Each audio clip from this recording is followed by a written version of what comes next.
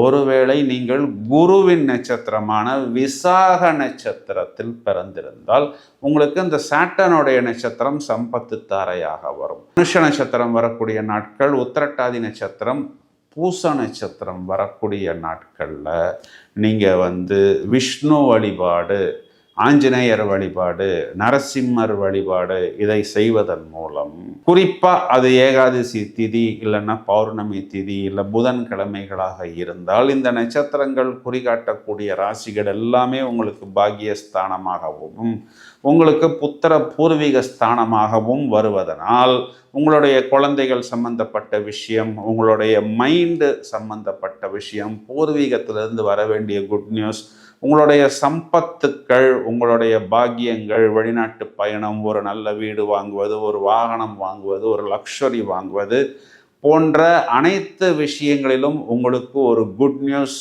ஒரு positive vibes, ஒரு energy அப்படிங்கிறது கண்டிப்பாக கிடைக்கும். இப்போ துலா ராசி, அந்த ராசியில் உள்ள நட்சத்திரங்களில் பிறந்த நபர்களுடைய அந்த சீக்ரெட் ஃபார்முலாவை நான் கொடுத்திருக்கிறேன். ஓவராலாகவே கோச்சாரத்தில் நிறைய இடங்களில் உங்களுக்கு அந்த விபரீத ராஜயோகம் அப்படிங்கிறது ஆக்டிவேட் ஆவதற்கு தயாராக இருக்கிறது.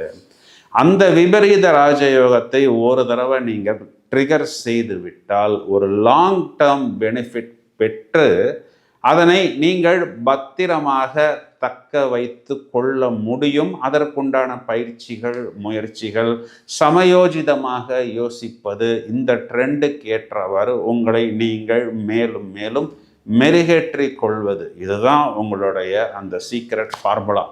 இந்த ஃபார்முலாவை நீங்கள் இம்ப்ளிமெண்ட் பண்ணினால் கண்டிப்பாக துளாராசியில் துக்கம், துன்பம் அதெல்லாம் போய் துளாராசிக்காரர்கள் தூள் கலப்புவார்கள் என்று நீங்கள் சொல்ல முடியும். இதுதான் நிதர்சனமான உண்மை. இப்போ அந்த சீக்ரெட் ஃபார்முலாவை நீங்கள் கண்டிப்பாக இம்ப்ளிமெண்ட் செய்து வெற்றி கொடி நாட்ட வேண்டும். இந்த பதிவை உங்களது நண்பர்களுக்கும் உறவினர்களுக்கும் ஷேர் செய்யுங்கள். தொடர்ந்து இணைப்பில் இருங்கள். வாழ்த்துக்கள். Thank you friends.